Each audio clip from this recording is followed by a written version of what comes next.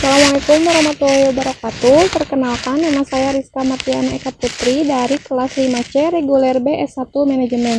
Di sini saya akan menjelaskan mengenai inventory control atau pengendalian persediaan diajukan untuk memenuhi salah satu tugas riset operasi dari Ibu Mia Kusmiati. Di sini saya akan menjelaskan mengenai definisi pengendalian persediaan, konsep pengendalian kontrol, klasifikasi pengendalian kontrol, teknik pengendalian, dan yang terakhir metode pengendalian kontrol.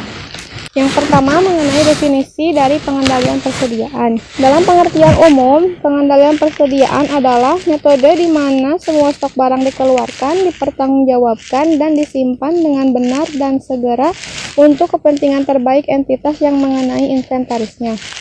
Dalam hal bisnis, pengendalian persediaan adalah metode yang dirancang oleh manajemen tingkat atas sebuah perusahaan. Ini membutuhkan keputusan strategis yang harus diambil untuk implementasinya yang efektif. Implementasi yang tepat adalah tanggung jawab manajer toko. Dalam perspektif akademik, pengendalian persediaan adalah suatu cara untuk mengidentifikasi persediaan barang-barang yang dapat digunakan untuk produksi barang jadi. Hal ini harus didukung oleh suatu jadwal yang memberikan rincian mengenai persediaan pembukaan, penerimaan bahan baku, pengeluaran bahan, penutupan stok, dan scrap yang dihasilkan. Jadi pengertian dari pengendalian persediaan itu sendiri berarti memantau persediaan barang yang digunakan untuk produksi, distribusi, dan konsumsi itu sendiri. Untuk jangka waktu tertentu, stok barang ditempatkan di beberapa lokasi. Stok barang meliputi bahan mentah, barang dalam proses, barang jadi, pengemasan, suku cadang, komponen, barang habis pakai, dan lain-lain. Inventory control berarti menjaga persediaan pada tingkat yang diinginkan. Tingkat yang diinginkan ini terus berfluktuasi sesuai permintaan dan penawaran barang. Selanjutnya mengenai konsep atau makna pengendalian persediaan yang digambarkan dalam diagram. Di sini ada diagram yang digambarkan yaitu poin-poinnya. Yang pertama, inventory control terutama berfokus pada lokasi, penyimpanan, pencatatan kuantitas, dan akuntansi untuk jumlah persediaan. Yang kedua, untuk membantu pemasok persediaan ke departemen atau unit yang berbeda, setiap kali permintaan itu dinaikkan. Sebagian besar itu memasok persediaan ke departemen produksi.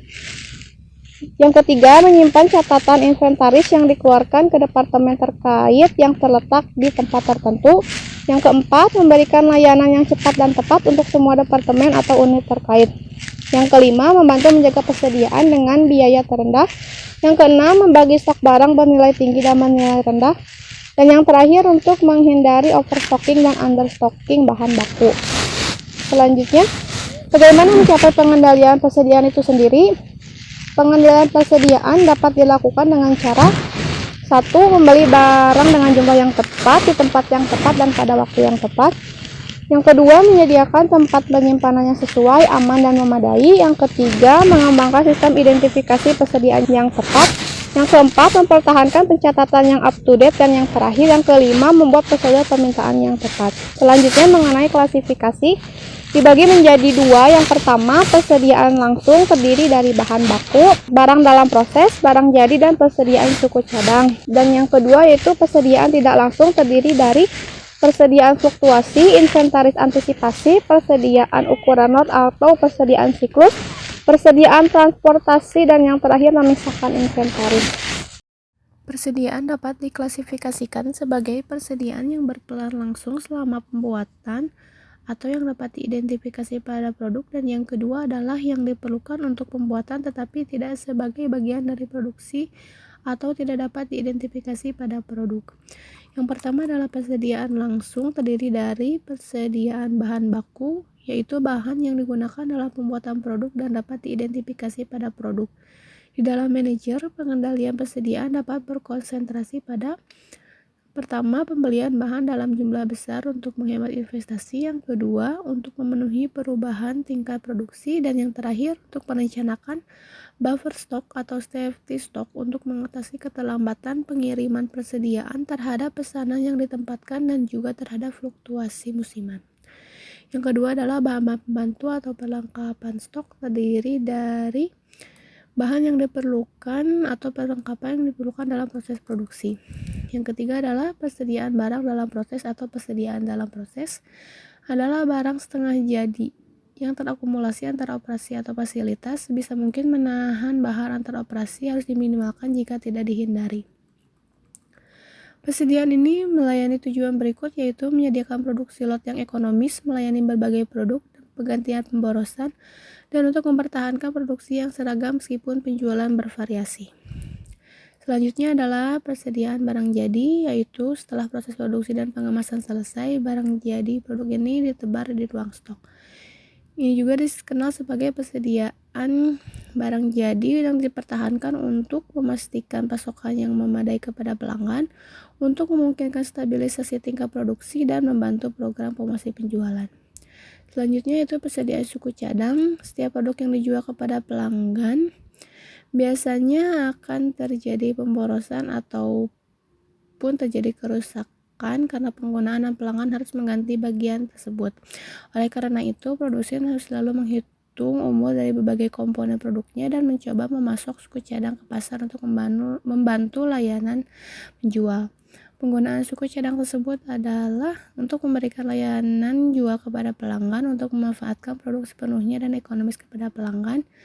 Selanjutnya itu inventaris memo. Saat proses bahan, perusahaan mungkin menemukan beberapa pemborosan dan komponen buruk tertentu yang tidak berguna. Ini dapat digunakan oleh beberapa industri lain sebagai bahan baku. Dan ini harus dikumpulkan dan disimpan di tempat yang jauh dari perusahaan induk dan dibuang secara berkala dengan cara dilelang. Selanjutnya itu persediaan tidak langsung. Persediaan atau bahan seperti minyak, pelumas, sisa kapas, dan bahan lainnya dibutuhkan selama proses produksi, tetapi itu tidak diidentifikasi pada produk. Ini dikenal sebagai persediaan tidak langsung. Persediaan ini juga dapat diklasifikasikan tergantung pada sifat penggunaannya, yaitu fluktuasi persediaan. Persediaan ini dilakukan untuk menjaga fluktuasi dalam permintaan, tidak terkirimnya material tepat waktu karena perpanjangan waktu, dan ini disebut sebagai safety stock atau cadangan. Yang kedua adalah antisipasi persediaan. Ini dilakukan apabila terjadi indikasi bahwa permintaan produk perusahaan akan meningkat di musim yang akan mendatang. Stok bahan yang besar disimpan sebagai antisipasi. Yang ketiga adalah persediaan ukuran lot atau persediaan siklus. Situasi ini terjadi di dalam sistem produksi batch. Dalam sistem ini produk diproduksi dalam jumlah batch yang ekonomis. Ini terjadi bahwa bahan-bahan tersebut diperoleh dalam jumlah yang besar daripada jumlah ekonomis untuk memenuhi fluktuasi permintaan. Selanjutnya itu persediaan transportasi, yaitu ketika suatu barang dipesan dan dibeli, barang tersebut harus diterima dari pemasok yang jaraknya jauh, bahkan dikirim atau dimuat oleh kendaraan pengangkut dan akan berada dalam kendaraan sampai diserahkan kepada penerima. Demikian pula ketika produk jadi dikirim ke pelanggan dengan kendaraan tersebut, produk tidak dapat digunakan oleh pembeli sampai ia menerima barang tersebut. Yang terakhir yaitu misalkan persediaan. Persediaan ini ditebar di pabrik manufaktur sebagai tindakan pencegahan dalam hal setengah jadi dari satu mesin tidak datang ke mesin berikutnya.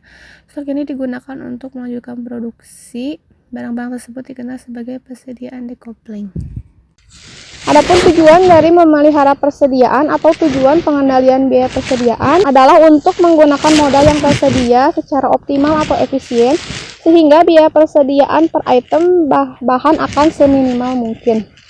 Manfaat yang diperoleh dari pengendalian persediaan yang efisien adalah yang pertama, untuk memastikan pasokan barang yang memadai kepada pelanggan atau jumlah bahan baku yang memadai ke departemen manufaktur, sehingga situasi kehabisan stok dapat dikurangi ataupun dihindari. Yang kedua, dengan pengendalian biaya persediaan yang tepat, modal yang tersedia dapat digunakan secara efisien atau optimal, dengan menghindari pengeluaran persediaan yang tidak perlu. Yang ketiga, dalam model produksi, saat memperkirakan biaya produk, biaya bahan harus ditambahkan. Yang keempat, Ini memastikan kelancaran dan efisiensi organisasi dan memberikan keamanan terhadap waktu pengiriman yang terlambat kepada pelanggan karena faktor yang tidak dapat dikendalikan. Yang kelima, manajer material yang cermat dapat mengambil keuntungan dari diskon harga dan melakukan pembelian dalam jumlah besar pada saat yang sama. Ia dapat menekan biaya persediaan seminimal mungkin. Yang keenam, memungkinkan seorang manajer untuk memilih moda transportasi yang tepat untuk mengurangi biaya transportasi. Yang ketujuh, menghindari kemungkinan duplikat pemesanan. Yang kedelapan, menghindari kerugian karena kerusakan dan keusangan dan lain-lain. Yang kesembilan, penyebab kelebihan stok dapat dikendalikan atau dihindari sama sekali. Yang terakhir, pengendalian persediaan yang tepat akan memastikan ketersediaan bahan yang dibutuhkan dalam jumlah yang dibutuhkan tersebut pada waktu yang dibutuhkan dengan biaya persediaan minimum. Selanjutnya, biaya dalam persediaan. Biaya dalam persediaan dapat dibagi menjadi 4 kategori biaya. Yang pertama, biaya penyimpanan. Yang kedua, biaya pemesanan. Yang ketiga, biaya persiapan. Dan yang keempat, biaya kehabisan atau kekurangan bahan. Selanjutnya adalah teknik pengendalian. Ada cara dalam penentuan jumlah persediaan. Yang pertama dengan periodic system dan yang kedua dengan perpetual system atau book inventory. Selain itu ada metode penilaian persediaan. Yang pertama dengan cara first in first out atau metode FIFO. Yang kedua cara rata-rata tertimbang atau weighted average method, dan yang terakhir adalah cara last in first out atau LIFO method. Metode pengendalian persediaan itu sendiri tujuannya adalah untuk membantu bisnis memperhitungkan persediaan akhir dan membantu menentukan harga pokok penjualan. Yang kedua, jika inventaris terdiri dari barang-barang besar yang dapat diidentifikasi, mudah untuk menghitung hal di atas. Yang ketiga, jika inventaris terdiri dari banyak item yang tidak dapat diidentifikasi secara spesifik, seperti di toko perangkat keras, tidak mudah untuk menghitung hal di atas. Dan yang terakhir adalah bisnis menggunakan metode pengendalian persediaan untuk membantu perhitungan ini. Adapun pengendalian persediaan yang dijelaskan di dalam bagian tersebut adalah yang pertama menggunakan alat pengoptimalan inventaris, yaitu untuk mengelola akun inventaris dengan mempertimbangkan variabilitas permintaan dan pasokan produk dan memberikan evaluasi jumlah bahan yang akan disimpan di gudang untuk menghadapi situasi seperti ini. Yang kedua yaitu dengan analisis ABC, yaitu digunakan untuk pengelola persediaan dengan mengelompokkannya dalam 3 kelas berdasarkan penilaian bahan. Ini membantu dalam membagi sumber daya dengan cara yang dikelola dengan baik. Yang ketiga, mengelola kadaluarsa. Dalam prosedur ini, bahan dipesan dan dikelola dalam nomor box yang unik yang memungkinkan untuk mengelola kadaluarsa dan penggunaan produk tepat waktu. Yang keempat, kuantitas pesanan ekonomi. Teknik ini digunakan untuk mengevaluasi jumlah pesanan maksimum untuk kebutuhan sehingga biaya pembelian dan biaya penanganan menjadi minimum bagi perusahaan. Yang terakhir adalah scan barcode. Metode ini digunakan untuk mengelola persediaan barang jadi. Sebuah barcode unik diberikan ke karton produk, itu dipindai dalam hal produksi, pengiriman, dan dalam gerakan lain untuk melacak produk itu. Hal ini bisa menjadi cara untuk keperluan inventaris. Yang terakhir adalah faktor-faktor yang mempengaruhi inventaris, di antaranya yang pertama perkiraan penggunaan bahan baku, yang kedua harga bahan baku, yang ketiga biaya persediaan, yang keempat kebijakan pembelanjaan, yang kelima penggunaan bahan, yang keenam waktu menunggu, yang ketujuh model pembelian bahan, dan yang terakhir persediaan keselamatan. Contoh inventory control. Bagi sebagian besar pebisnis, inventory control adalah bagian paling menantang. Lalu, bagaimana sih contoh kontrol inventaris dalam akuntansi bisnis? Misalnya, Anda adalah seorang manajer kontrol inventaris dan Anda menemukan sekumpulan produk atau barang yang tidak terjual. Produk tersebut dikenal sebagai stok mati yang apabila dibiarkan, maka hanya akan menghabiskan ruang dalam inventaris Anda dan semakin mendekati waktu kadaluarsa.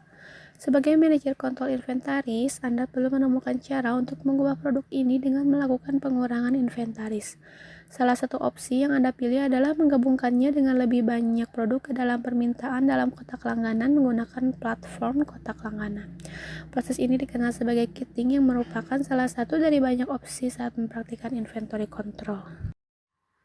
Jadi, kesimpulannya adalah salah satu fungsi dasar manajemen adalah menggunakan modal secara efisien sehingga dapat memberikan hasil yang maksimal.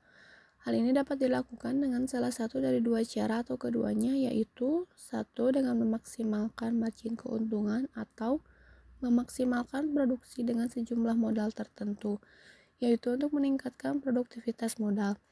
Artinya, manajemen harus berusaha membuat modalnya bekerja sekeras mungkin, namun ini terlalu sering diabaikan dan banyak waktu yang terbuang untuk membuat pekerjaan hanya bekerja lebih keras. Dalam prosesnya, perputaran modal dan karenanya, produktivitas itu modal seringkali diabaikan sama sekali. Beberapa teknik baru telah dikembangkan dan digunakan oleh manajemen modern untuk memperbaiki adanya kekurangan. Di antaranya adalah dengan manajemen material yang telah menjadi salah satu cara paling efektif. Dalam bahan manajemen, inventory control memainkan peran penting dalam meningkatkan produktivitas modal. Manajemen persediaan atau inventory control adalah salah satu teknik manajemen material yang membantu manajemen untuk meningkatkan produktivitas modal dengan mengurangi biaya material, mencegah terkurungnya modal dalam jumlah besar untuk waktu yang lama, dan meningkatkan modal rasio perputaran. Demikian yang dapat saya sampaikan. Mohon maaf apabila ada kesalahan. Terima kasih atas waktu dan perhatiannya. Wassalamualaikum warahmatullahi wabarakatuh.